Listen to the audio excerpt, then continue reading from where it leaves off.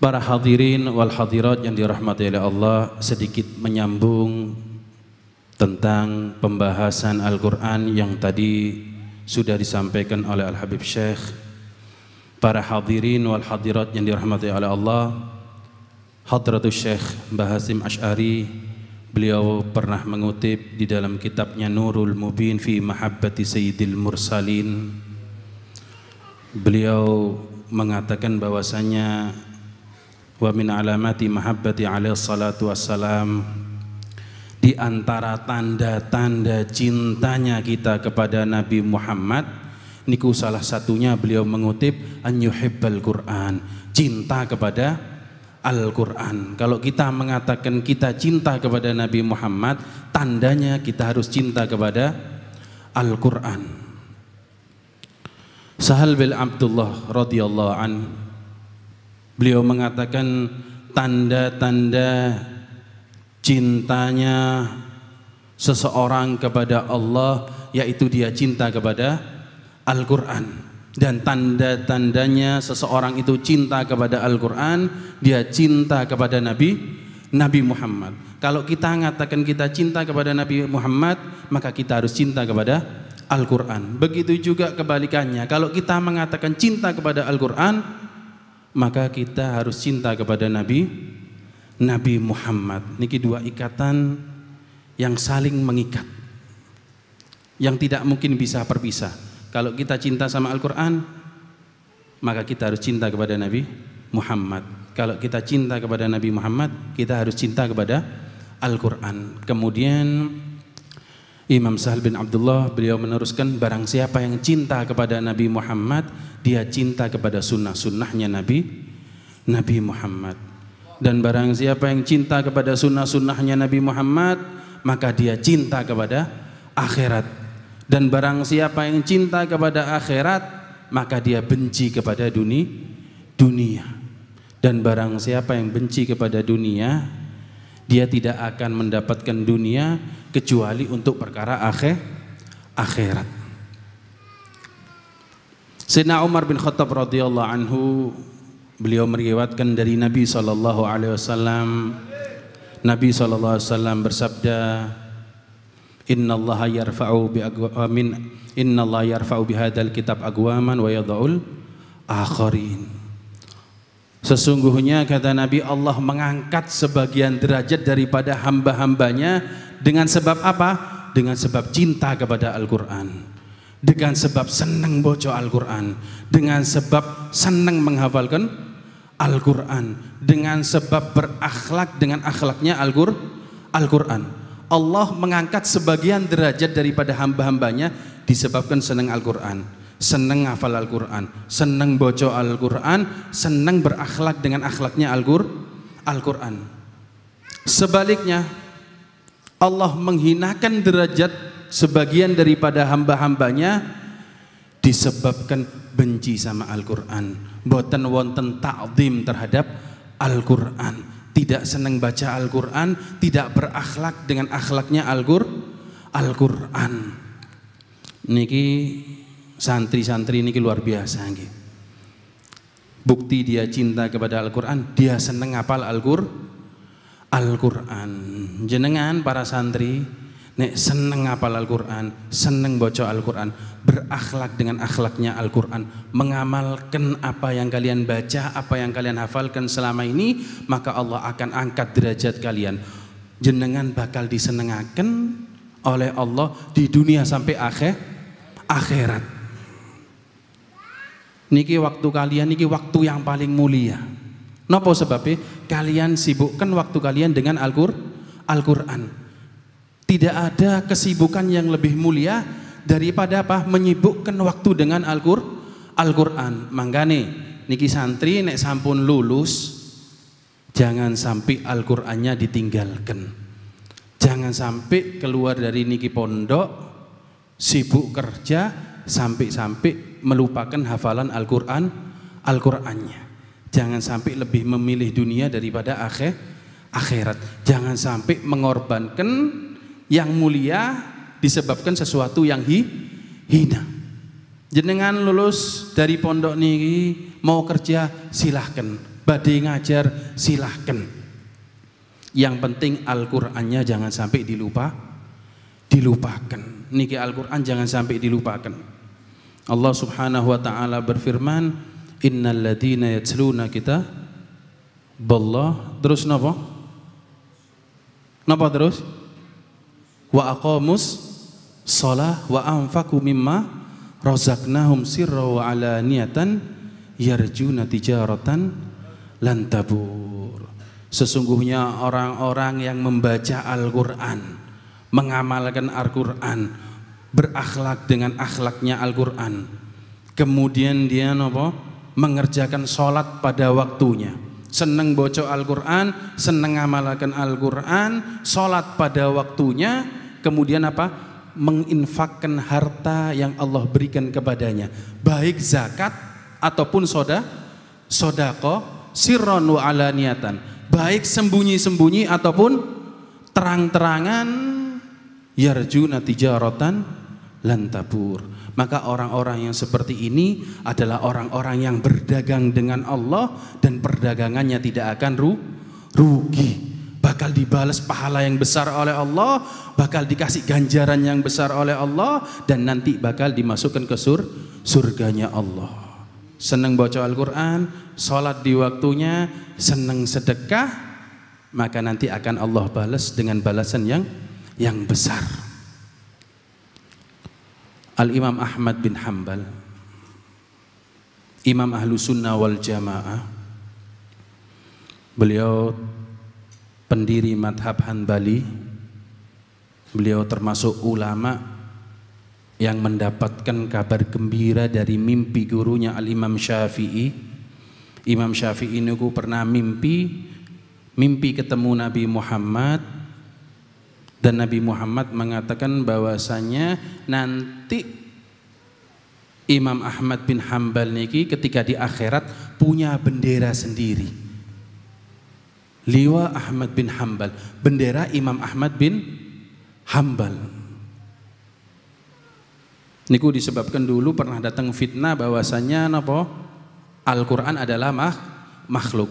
Beliau teguh dengan pendiriannya, beliau mengatakan Al-Qur'an adalah kalam Allah, sampai beliau disiksa hingga akhirnya singkat cerita Imam Syafi'i mimpi ketemu Nabi, dan bahwasanya Nabi mengatakan Ahmad bin Hanbal nanti punya bendera khusus disebabkan keteguhan imannya beliau. Bahkan Imam Ahmad bin Hanbal niku ketika beliau wafat, kota Baghdad niku penuh.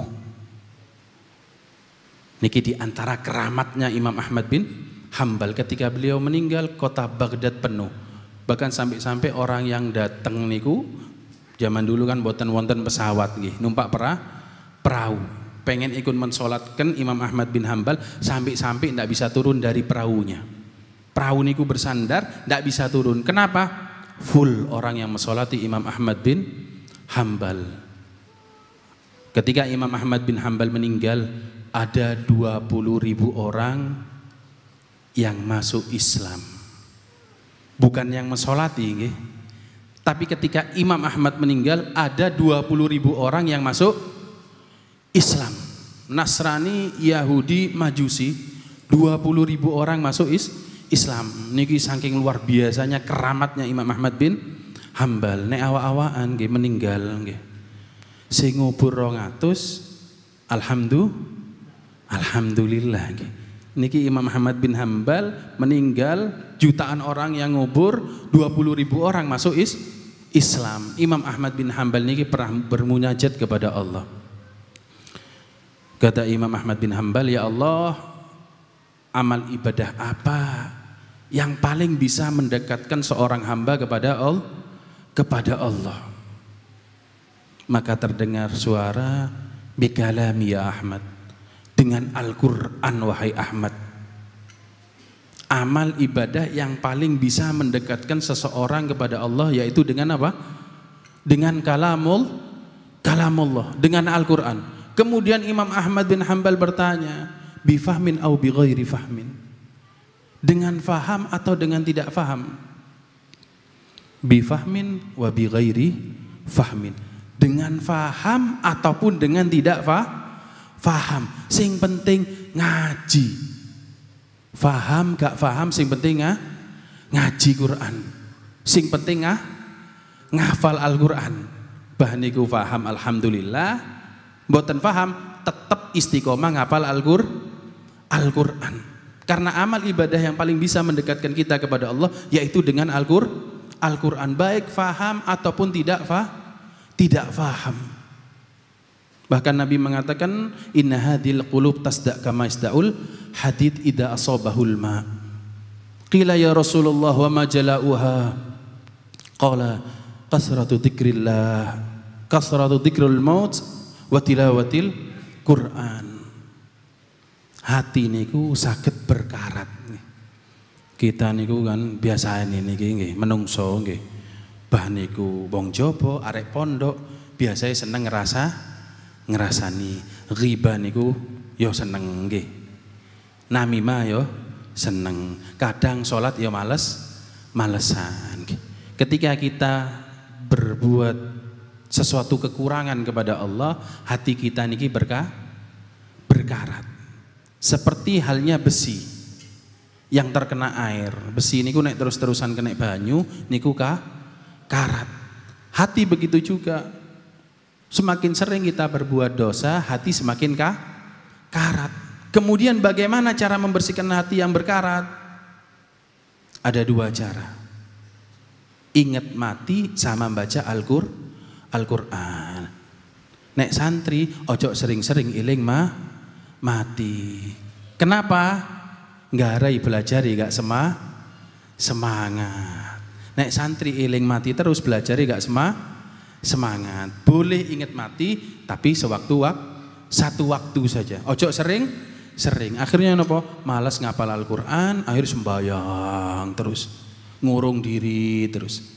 Santri niki amalkan yang kedua niki napa? Tilawatul Quran. Semangat baca Al-Qur'an, semangat ngaji, semangat ngapal Al-Qur'an, semangat berakhlak dengan akhlaknya Al-Qur'an. Diriwayatkan oleh Jabir, beliau meriwayatkan dari Nabi sallallahu alaihi wasallam. Nabi mengatakan Al-Qur'an syafi'un musyafa'un wa mahilun musaddaqun faman ja'alahu amamahu qadahu ilal jannah wa man ja'alahu khalfahu saqahu ilan nar. Kata Nabi Muhammad, Al-Qur'an niku syafi'un musyafa'un. Al-Qur'an niku dapat memberikan syafaat dan syafaatnya sudah pasti diterima oleh Allah. Wa mahilun musaddaqun, dan Al-Qur'an niku saged nuntut. Dan tuntutan Al-Qur'an niku pasti diterima. Faman ja'alahu amamahu qadahu ilal jannah. Barang siapa yang menjadikan Al-Qur'an di hadapannya, menjadikan Al-Qur'an sebagai imamnya, maka nanti Al-Qur'an akan menuntunnya masuk ke surga. Wa man ja'alahu khalfahu saqahu ilan nar. Dan barang siapa yang menaruh Al-Qur'an di belakangnya, mboten wonten kepedulian terhadap Al-Qur'an, gak seneng baca Al-Qur'an, mboten wonten takdim terhadap Al-Qur'an. Santri niku nggih nek iso nek baca Al-Qur'an, Al-Qur'annya jangan taruh di bawah, taruh di atas. Bentuk takdiman terhadap Al-Qur'an. Niku Al-Qur'an nggih nek iso nek baca niku pelan-pelan. Cek mboten Al-Qur'ane suwe saking semangat nggih. Nek buka niku cepet. Akhirnya Al-Qur'an akeh sing suwe nggih. Al-Qur'an niku nek buka niku pakai adab. Bukanya pelan-pelan, kemudian dikai parfum. Ati maca Al-Qur'an garuk-garuk keteak nggih. Mari ngoten nyekel Al-Qur'an. Kalau bisa sebelum baca Al-Qur'an dikasih parfum Al-Qur'annya. Niku salah satu bentuk supaya hafalan kita lebih mudah. Kalau kita ada ta'zim, pengagungan terhadap Al-Qur'an, nanti Allah akan mudahkan kita untuk menghafal Al-Qur'an. Bukanya pelan-pelan, kasih parfum niku, kemudian dicium Al-Qur'annya. Barang siapa yang mengagungkan Al-Qur'an, barang siapa yang menaruh Al-Qur'an di belakangnya, maka nanti Al-Qur'an yang akan melemparnya ke neraka. Ikrimah bin Abi Jahal, anaknya Abu Jahal. Abu Jahal niku musuhnya Nabi, tapi punya anak, sahabatnya nabi. Jadi belum tentu nggih nek bapake rusak anake rusak niku belum tentu nggih. Abu Jahal rusake wong, bejatnya orang nggih. Punya anak cintanya luar biasa dengan nabi. Niku kalau sudah megang Al-Qur'an Ikrimah niku ditaruh di atas kepalanya. Min syiddati ta'dhimihi bil Qur'an. Saking besarnya pengagungannya terhadap Al-Qur'an. Ngambil Al-Qur'an ditaruh di atas kepalanya dan mengatakan Kitabu Rabbi, Kitabu Rabbi. Niki kitabnya Tuhanku, kitabnya Allah niki. Kitabnya Allah niki. Kemudian beliau menangis. Dan seringkali beliau pingsan. Setiap megang Al-Qur'an ditaruh di atas kepalanya pingsan. Kenapa? Besarnya pengagungannya terhadap Al-Qur'an. Jadi para hadirin wal hadirat yang dirahmati oleh Allah, barang siapa yang punya hubungan kuat dengan Al-Qur'an, maka dia akan mulia di dunia sampai di akhirat. Malaikat Jibril, Al-Qur'an itu turun kepada malaikat Jibril. Maka malaikat Jibril menjadi sayyidul malaikah, pemimpinnya para malaikat. Al-Qur'an turun kepada Nabi Muhammad. Maka Nabi Muhammad menjadi nabi yang paling terbaik. Al-Qur'an turun kepada umatnya Nabi Muhammad. Maka umatnya Nabi Muhammad menjadi umat yang terbaik. Al-Qur'an turun di bulan Rajab napa Sya'ban? Rajab napa Sya'ban? Niki sinten niki? Sing angkat kula niki. Al-Qur'an iku turun di bulan Rajab napa Sya'ban? Syawal. Ramadan nggih. Al-Qur'an turun di bulan Ramadan, sehingga bulan Ramadan menjadi apa? Sayyidus syuhur, tuannya para bulan. Barang siapa yang memiliki hubungan yang kuat dengan Al-Qur'an, maka Allah akan muliakan derajatnya di dunia sampai di akhirat. Terakhir niki nggih, sebagian ulama ada yang mengatakan bahwasanya barang siapa yang senang baca Al-Qur'an, senang ngapal Al-Qur'an, senang berakhlak dengan akhlaknya Al-Qur'an, senang mengamalkan Al-Qur'an, besar pengagungannya terhadap Al-Qur'an, maka dia akan mendapatkan 4 kemuliaan niki. Yang pertama, Allah akan bahagiakan hidupnya. Allah akan jadikan dia orang yang beruntung. Yang kedua, tidak meninggal kecuali dalam keadaan husnul khotimah. Kemudian yang ketiga, Allah bakal datangkan kebaikan-kebaikan sama dirinya. Allah bakal datangkan kebaikan sama dirinya. Kemudian yang keempat, Allah akan jauhkan dia dari segala sesuatu yang membahayakan dirinya, dari segala sesuatu yang dia tidak suka. Ingat apa? Boten? Ada berapa tadi santri ini? 4. Napa yang pertama? Napa? 4 kemudian. Saya ulang nggih, diiling-iling nggih. Nek iso nggih. Dikai duit ambek Habib Syekh niki. Niki. Sing sakit nyebutaken. Sinten sing sakit nyebutaken? Barusan. Yang bisa angkat tangannya ambil niki uang. Saya ulang nggih. Ada 4 kemuliaan kata ulama yang didapatkan bagi orang yang senang baca Al-Qur'an, senang ngapal Al-Qur'an, senang berakhlak dengan akhlaknya Al-Qur'an, senang mengamalkan Al-Qur'an. 4 kemuliaan. Yang pertama, Allah akan bahagiakan hidupnya, dunia sampai akhirat. Yang kedua, tidak meninggal kecuali dalam keadaan husnul khotimah. Yang ketiga, Allah bakal datangkan kebaikan-kebaikan sama dirinya.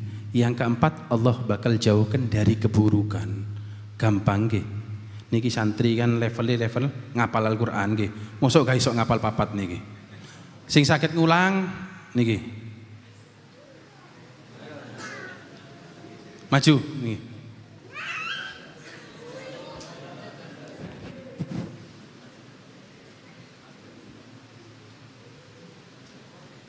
Monggo. Perkenalan dulu nih.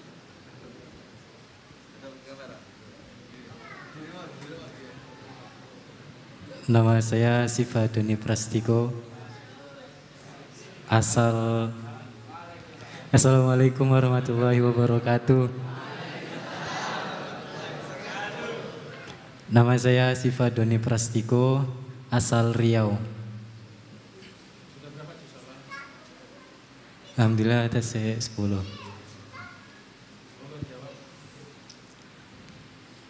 Yang pertama diberi kebahagiaan karena Gusti Allah. Yang kedua dipastikan meninggal dalam husnul khotimah. Yang ketiga dijauhkan dari segala hal-hal yang buruk. Yang keempat dikasih kebaikan.